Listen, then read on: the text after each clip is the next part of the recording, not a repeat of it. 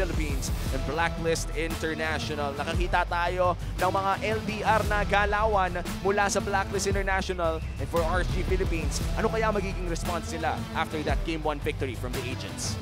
Yeah, feeling ko nakatago ngayon ang yung mga nakatago ngayon na atake mula dito sa kanila ay kailangan na nilang ilabas.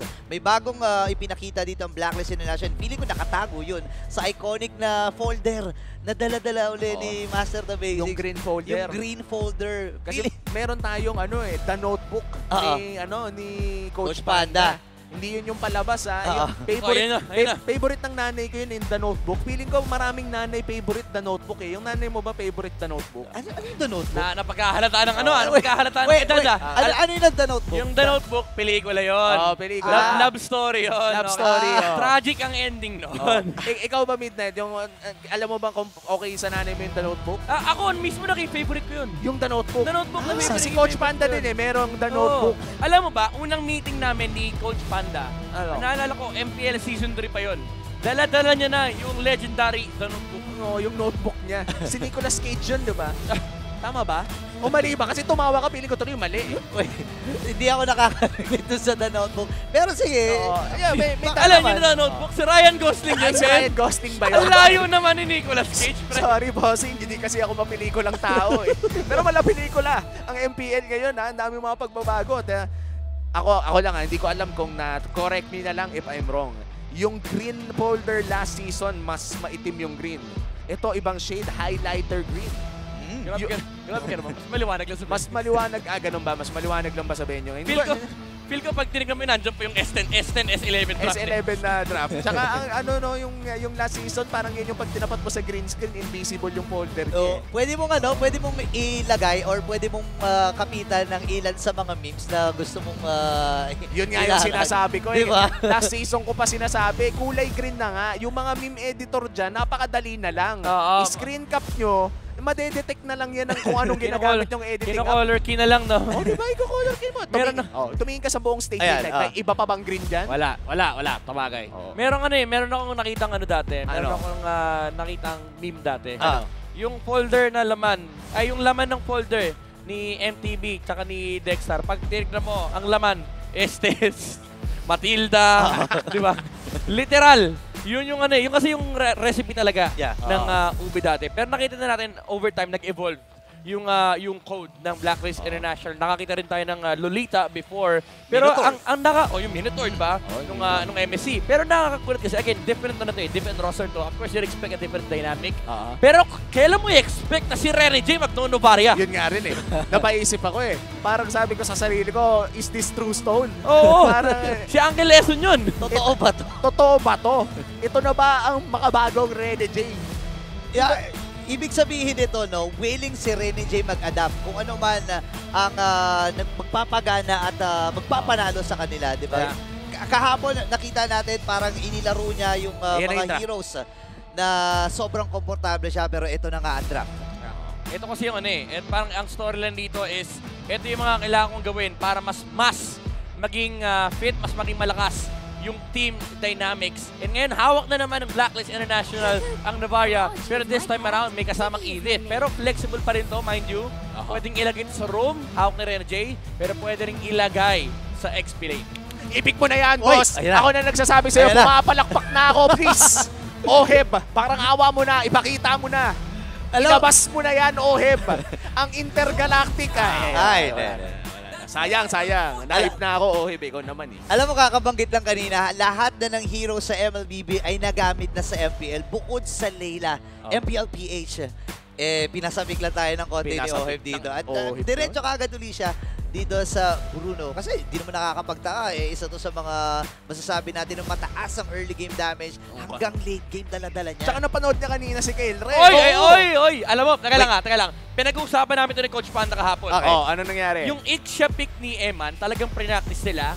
And ang sabi niya, yung Ixia, may kina-counter talaga yan.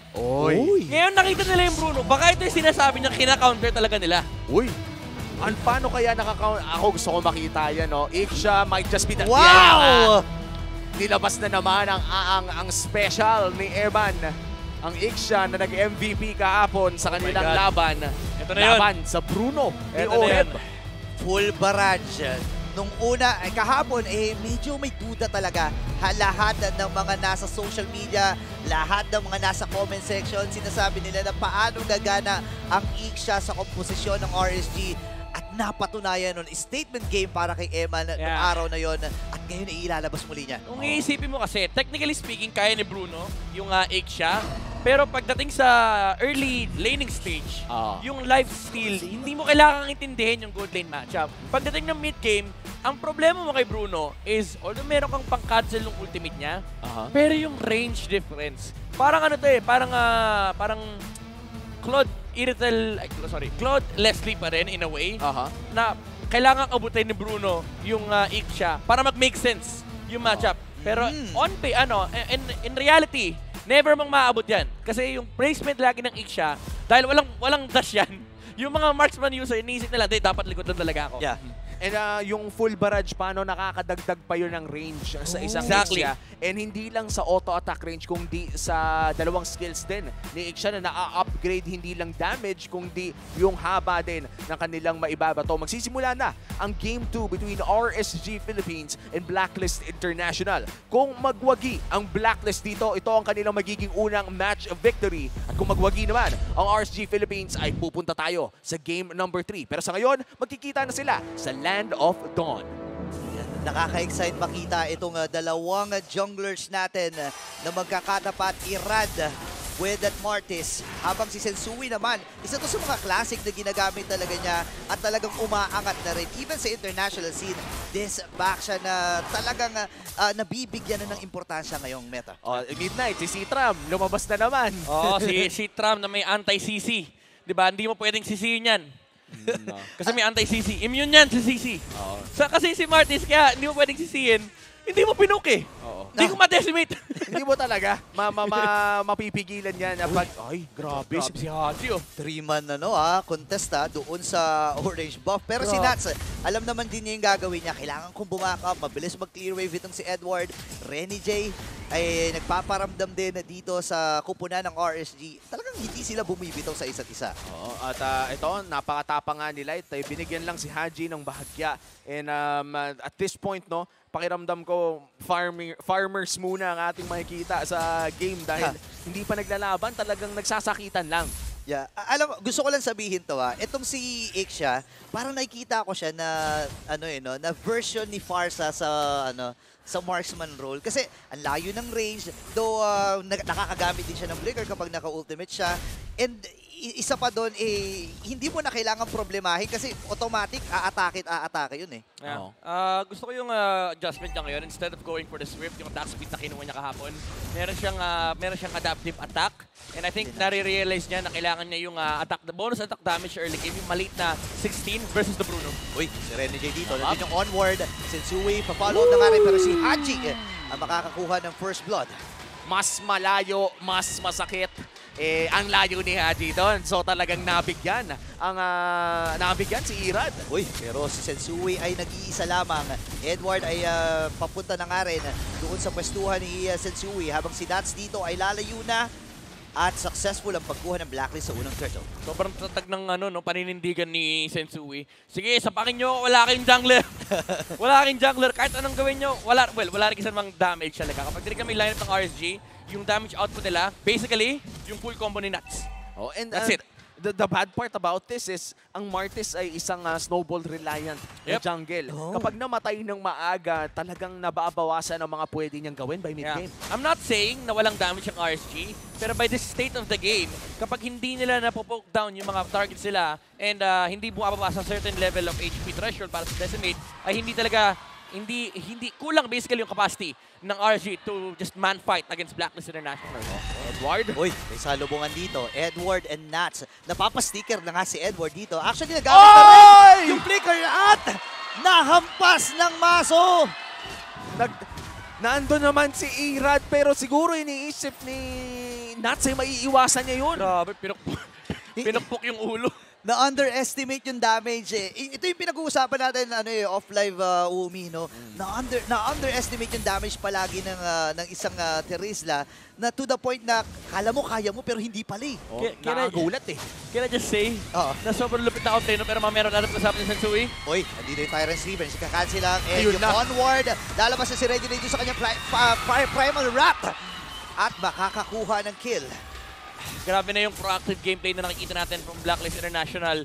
Hindi ko na ma-explain yung nangyari kanina. Okay, take ito, gagamitin ko na yung oras. Yan. Si Edward, yung ginawa niya kanina, it's not misplaying. It's not seeing the range kasi nagtago siya sa bush. Paglabas niya, yung nag-start na yung animation. Yung second na. Proc nung second skill niya. So hindi na talaga nakita ni Ay! Nax na ginamit. Irad!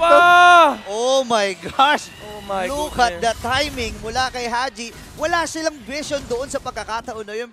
Pumitik lang ng isa, nakuha. Stolen by Haji and the turtle is secured by Blacklist International. Early game dominance mula sa Code Breakers at mukhang nahanap nila ang kanilang rhythm early on in this game. Yeah, iba to para sa RSG. Again, different man hero or player ang humahawak ngayon ng Novaria. Hindi pa rin natin matatanggi yung threat talaga ng isang Novaria, no? Yung Astral Recall, yung Astral Echo niya na nagbibigay ng vision.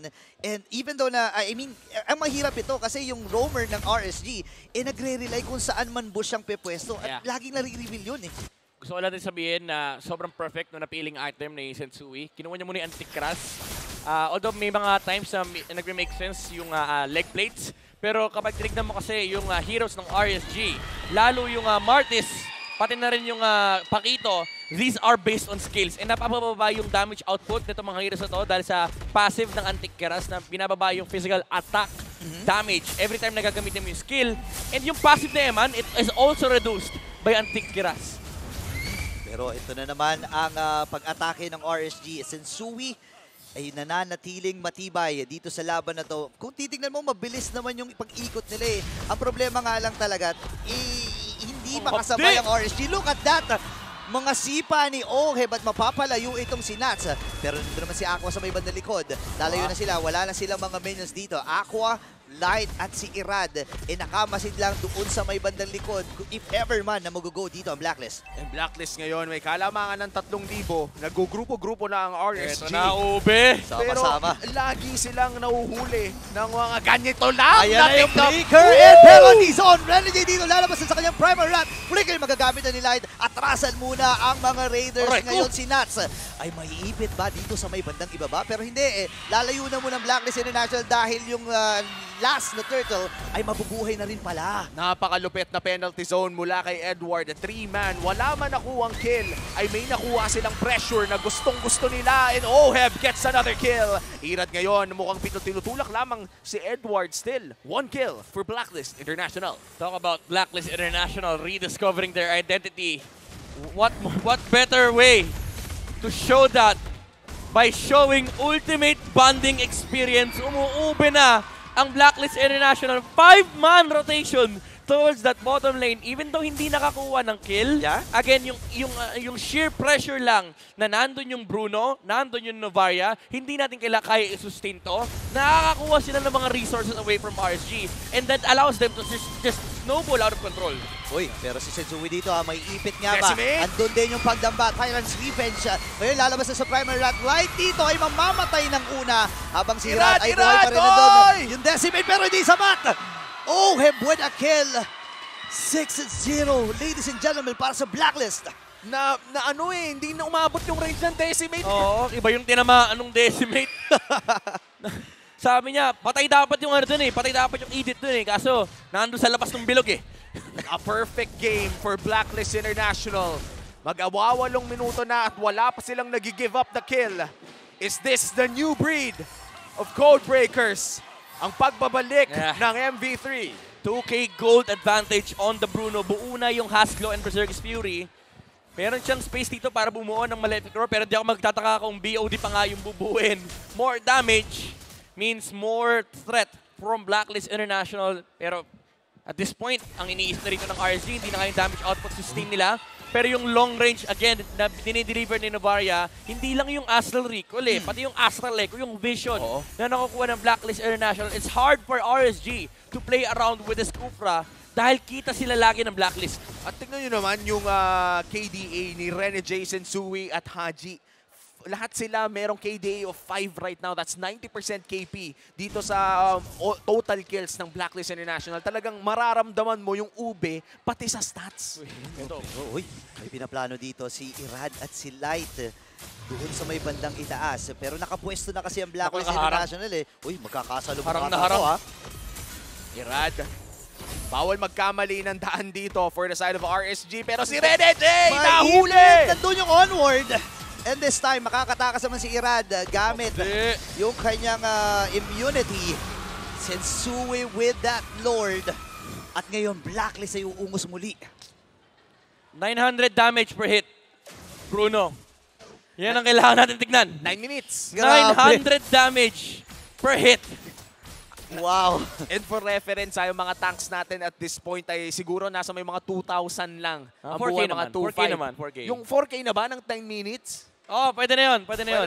Pwede na. Pwede na yun. Ibig sabihin nun, 3-4 hits din lang. Oh, mga 4 to 5 hits lang. Considering na may ano pa, syempre may damage reduction pa with the physical defense. Pero, I think may ano na nga may left roar na ba? Or talagang dinerecho niya ng BO dito? Ay, makikita natin yan maya-maya lamang kapag nagkaroon tayo ng item check. Actually, maleft roar. Pero ngayon pa lang masasabi natin na ang late game endurance ng Blacklist International ay napaaga. 10 minuto pa lang ay napakasakit na talaga. Magpupush ng mid lane ang Blacklist International. Grabe. 3 hits. Half HP, Irad. Ibang klase yung mga sipa at tadyak ni Oheb na nagmumula sa Blacklist International. Hindi lang yun kasi meron pang nanggagaling sa likuran. May Astral Recall Kawawa yung nanay ni Bruno, no? Siguro nung nasa sapunan pa lang, nabutas na yung sumisipa na, no? Alam mo sumisipa na. Ang nakakadagdag kasi ng inis dito, yung wala kang bawi. Yung pinapoke ka lang niya tapos after mong masipa ng 3 beses, sabi mo, ang kunat ko, no? Pero di ka naman naka-deal ng damage pabalik. Parang mapapasabi ka, that's 1 minute, see you again. Wala talaga, pero mukhang mag-clear wave naman ng RSG. Ay, grabe naman si Nuts doon. Solutionan na. Grabe yung ginagawa ni Nuts. The solution siya doon, Grabe, sabi niya, kung di natin kayang tangkihin, clearan na lang natin. Magandang desisyon para dito kay Nuts.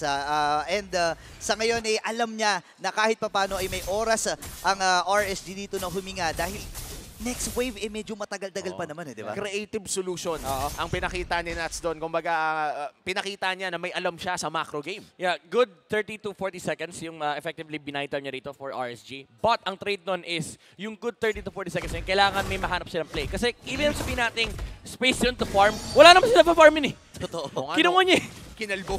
By the way, update lang, live update kay Bruno. 1.5k damage per hit. Ganon nakasakit. At makikita natin ang kanyang item build dito. May live update no? May live update, no? Uy, pero si Edward dito napa-penalty zone na siya.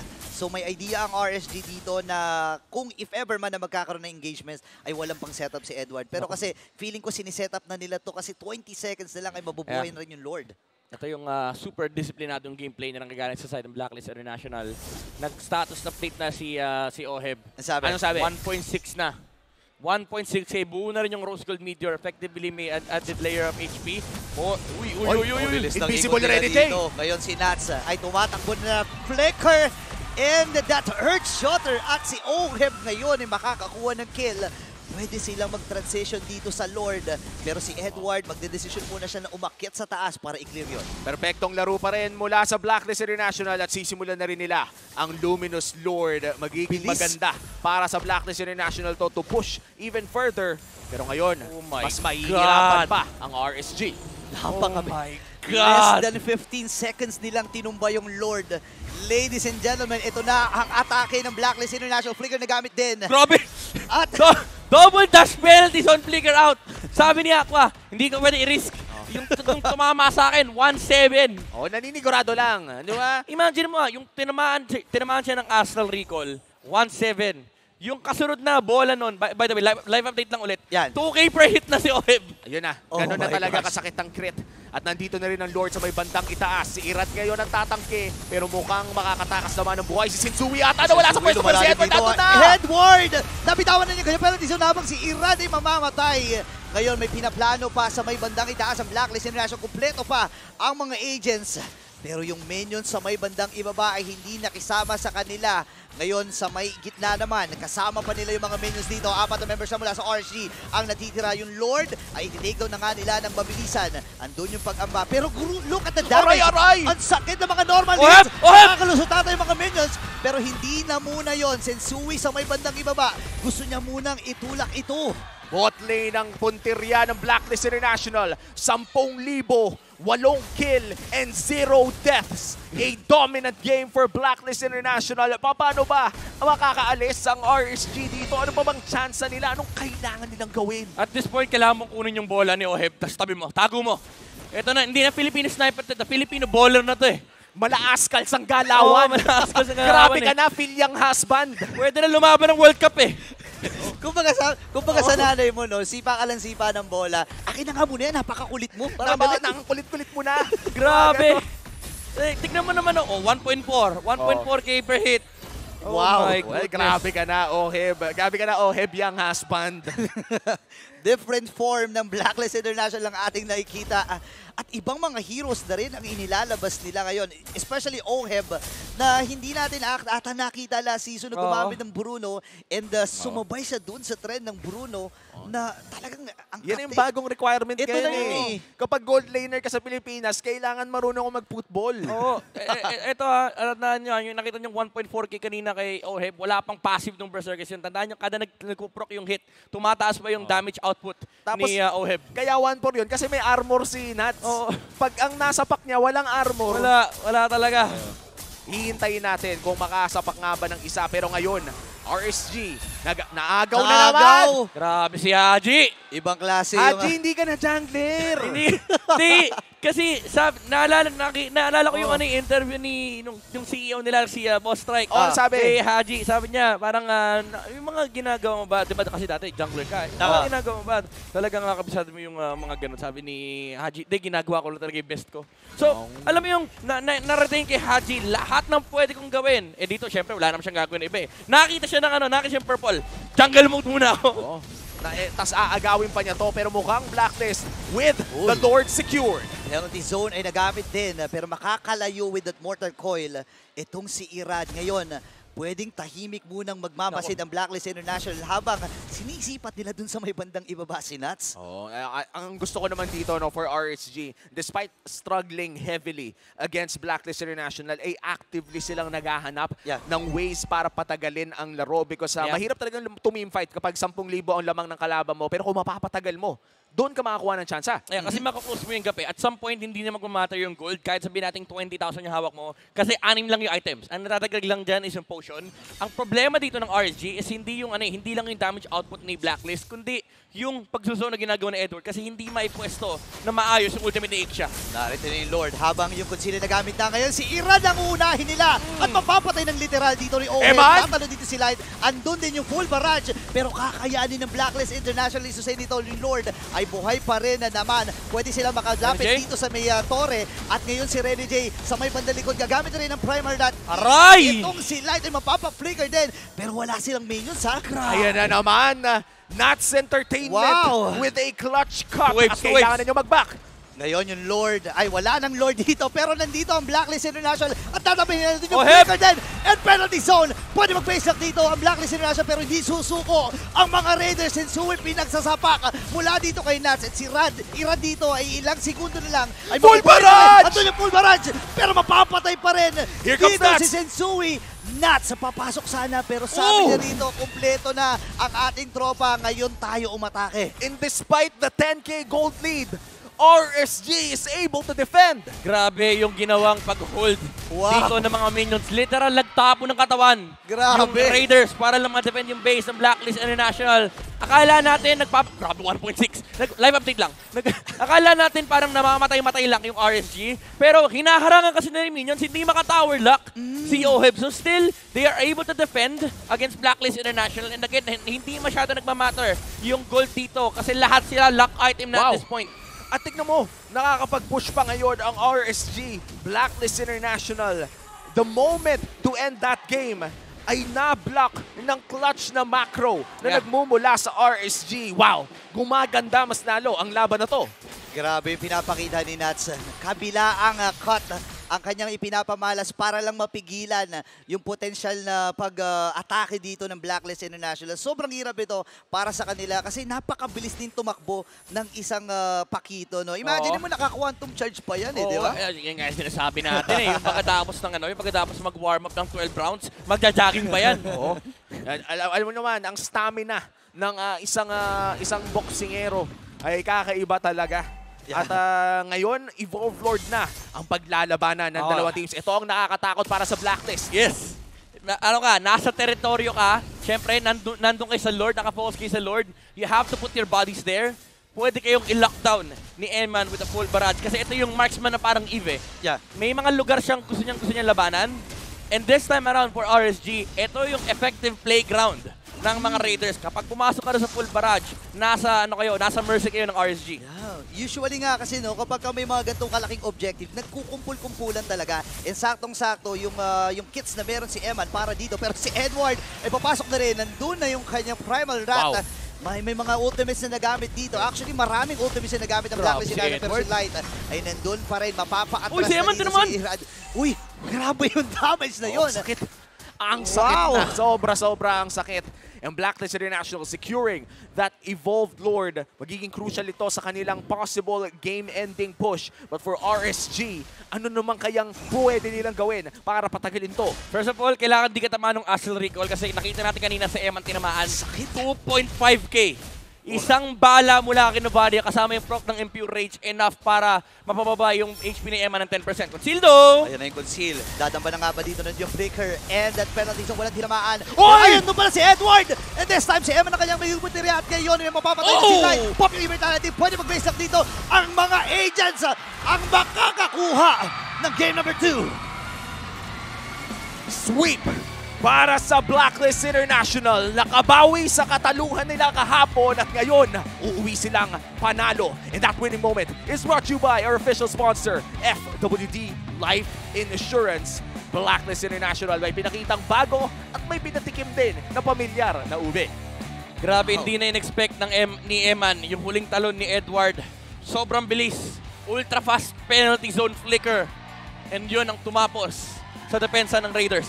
Yeah, actually, nakita ko nga kanina parang kaya pa naman na dumipensa pero binigla ni Edward yung pagkakataon na nakita niya sa may likod itong si Eman, talagang pinuntiran na niya kagad at hindi niya binigyan ng magandang space at magandang pwesto para mailatag ng mahusay yung kanyang full barrage at maklear ng mabilis yung mga minions at mapahaba pa yung buhay at madepensahan yun. Palakpakan din natin ang RSG Philippines. Ang ganda ng macro na pinakita nila this game despite being sweep. Makakabawi pa rin naman ang RSG. Maagaga pa ang MPL Philippines Season 12. Ang victors ng best of 3 na to ay Blacklist International. This is their first match victory and of course their first sweep of the season as well. Wow, grabe ang surprise.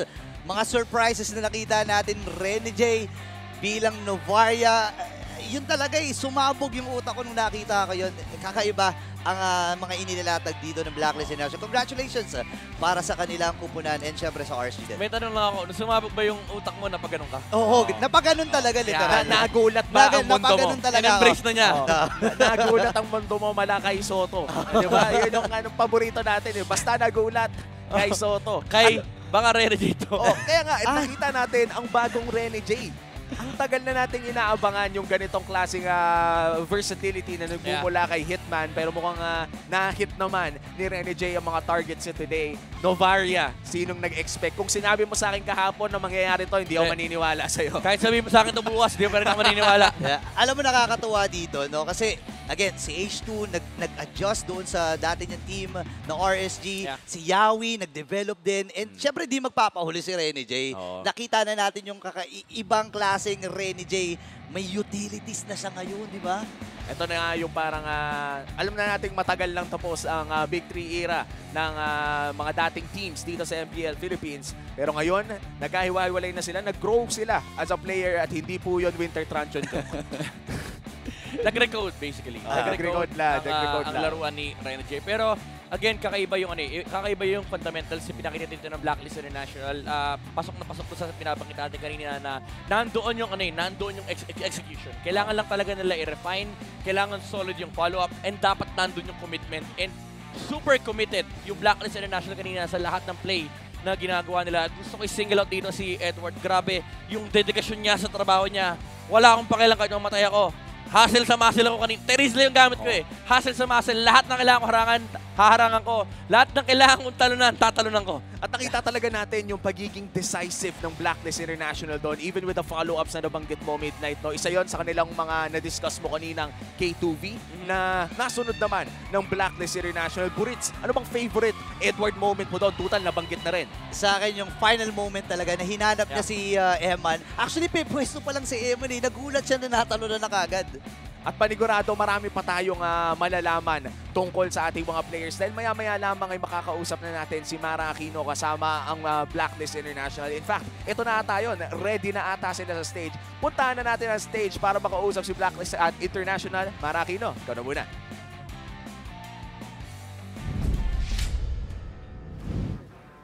Agents, give it up for your Blacklist International. Rene J, well done today! Bumawi si Rene J. Alam mo, nagulat nga kami because usually nakikita kita na tank setter since before. And then, nakita ka namin nag-Noveria, which is more like mage poke. How did you adjust to that? Is it because of the Blacklist identity, yung ube, na also sanay sa mga utility roam? Siguro po, isa na yun sa factor na, no? Dahil sa Blacklist din po kasi sila talaga yung ganun na mga hero. So, naturo po sa akin ng mga coaches kung paano yung mga diskarte sa bawat hero. Tsaka may nagsabi kasi sa akin na na maliit daw hero pool ko. Oh. Kaya abangan nyo na lang yung mga iba ko pa ilalabas na hero. In your face, whoever said that. Well done today. Rene J, may isa din. Oo nga, sabi ni OF, sino nagsabi nun? Sige, sino nagsabi nun?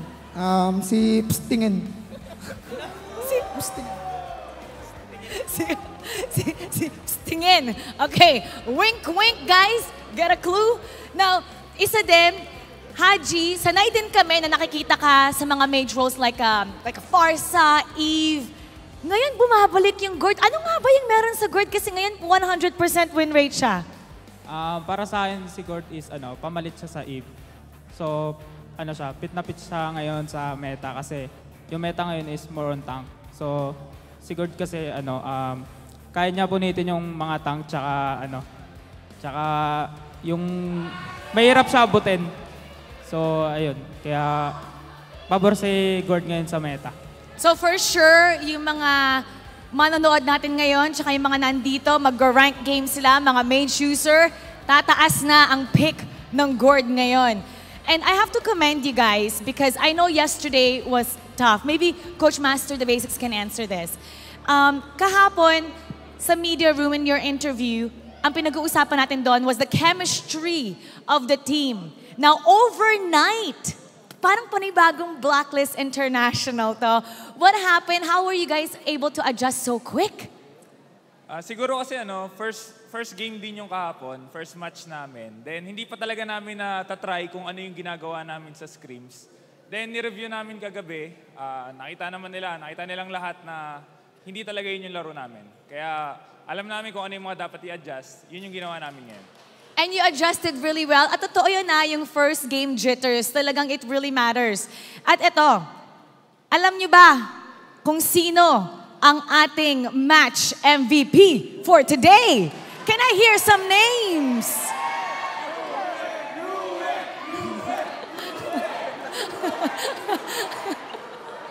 Okay, may mga names ako naririnig. Now let's take a look at the screen and we'll reveal who the series MVP of the game is. OHED! OHEB! OHEB! OHEB ito! OHEB! Welcome back. I've been waiting naman. Dito ka. I've been waiting to interview you. Welcome back. Ang daming nag-ingay sa return mo dito sa MPL. At yung Leslie mo kanina, parang panibagong Filipino sniper ba ang makikita natin ngayon? Challenge mo ba yung role? Naman, mas feel ko lang sa mga marksman heroes ngayon, malaking hero pool ko. Tsaka lahat sila malakas yung yung mastery ko sa each hero sa marksman. So feel ko mas nag-improve ako ngayon. Tsaka, Mas nag-improve? Mas makikita nila akong mas magaling ngayong season. Oo, mas magaling ngayong season. Actually, I'm wondering, okay, nung nag-break ka and then pagbalik mo dito, ano yung mga pinangako mo sa sarili mo na talagang iibahin mo, ipapakita mo ngayong season 12? Kaya syempre, it's the return of OHEB. So what are we gonna expect? Papakita ko yung pinakita ko nung season 8 tsaka M3. Yung ganun dominance sa gold lane. Ganong dominance sa gold lane, and we're looking forward to that. Once again, everybody, congratulations to Blacklist International. You may now take your bow. And take your walk of victory. All right, everybody, while they're walking, Blacklist. Everybody, once again, Blacklist. There you go. Nag-bounce back ang Blacklist International. Pinatunayan nila na today, they're even stronger with that sweep. We're gonna break down that series for you, so we're gonna go back to our casters. Pass up. Maraming salamat, Mara. At OHEB, nung sinabi mong ipapakita mo lahat ng pinakita mo nung Season 8, ang sabi namin dito ay wag naman lahat. At hindi natin pag-uusapan kung ano nga ba yun, pero MVP, ang Filipino sniper ngayon. Wow. Ibang-iba ang aura ngayon ni OHEB. Alam mong gutom na gutom. Alam mong gusto niyang ipamalas kung ano man yung pinaghandaan nila. At syempre, naghanda din ang ating analyst para i-breakdown ng game number 2. Midnight, pag-usapan na natin kung ano nga ba ang nangyari sa game number 2.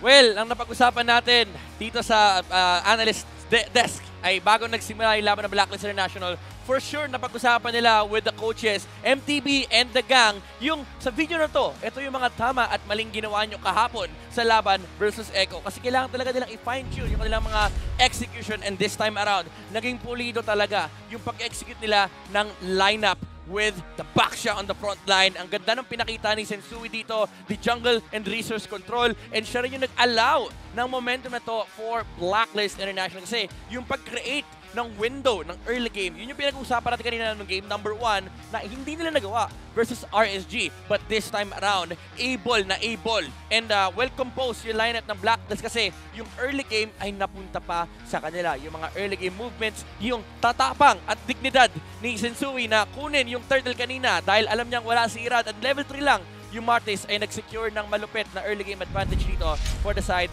of Blacklist International. Dito natin makikita sa game kung paano nangyari to. Yung mga tama at maling desisyon na ginawa ng Blacklist International, actually halos wala ngang maling desisyon yung ginawa ng ginawa ng Blacklist International kasi lahat ng naging movement sila ay refined and proactive. This provided a lot of pressure against RSG Philippines, and hindi rin na-utilize, I would say, yung early game prowess sana nila with the Kufra and the Martis. Dahil nga, ang lagi nilang iniintindi ay yung backsha nasa may bandang harapan. Napakalupit ng penalty zone ni Edward dito, and dito natin nakita yung kanilang commitment sa responsibilities and individual roles. Trabaho ni Edward, talunan yung mga backlines na hindi abot ni Sensui, kumbaga nagkakaroon ng split.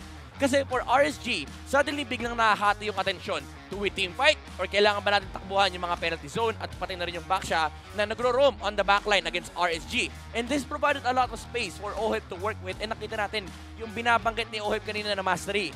Even in front of an Ixia, even against an Ixia, sabi niya, counter ba yan? Kailangan ko lang naman gawin is tumayo sa labas ng full barrage. And again, yung commitment ni Edward, talunan yung backline is what allowed Blacklist International to finally close out this game number 2. Talagang naging detrimental yung Terizla sa game ng RSG Philippines kasi hindi nila fully execute na maayos yung Ixia on their side. Even though sabihin natin, again, baka napaghandaan nila, baka nga ito yung sagot nila sa Bruno, baka hindi rin naman ito yung kailangan nilang gamitin versus the Terizla kasi well countered Hindi dahil sa matchup, kundi sa execution for Blacklist International.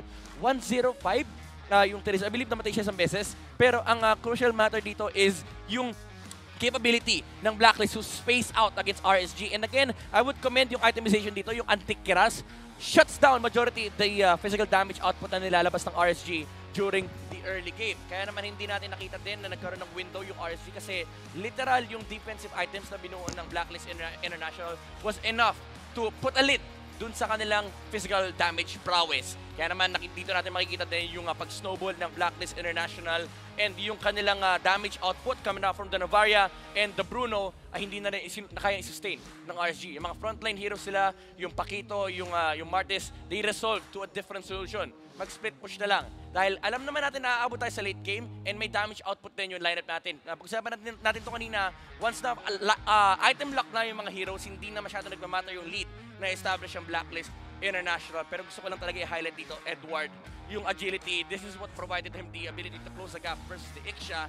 And again, Haji, Assassin Emblem, and this time around, Weapon Master. More damage output coming up from the Ixia, kaya naman napakasakit ng poke damage na nagbumula dito for Blacklist International. Hindi na nga nakagalaw yung RG sa early game, na-double down pa yung capabilities ng Blacklist International when it comes to skirmishing and team fighting. Although makikita natin dito, 100% yung team fight participation ni Ixia for RSG. Again, hindi na-utilize na maayos yung kanilang composition dahil sa ginagawang movement sa Blacklist International. And si Oheb was able to perform a lot in this game, and that transition into the late game damage output na hatid ni Bruno, 84k. Binangkit natin itong paulit-ulit yung live update, 2k damage at some point.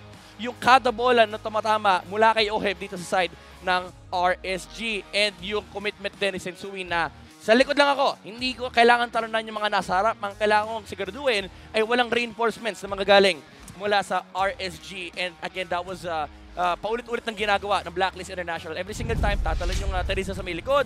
And si Sensui yung naghahanap ng other targets for RSG. And si Oheb ay binibigyan lang ng bola ang RSG. And again, napakalinis na naging approach dito ng Blacklist International. And that was what allowed them to take game number 2.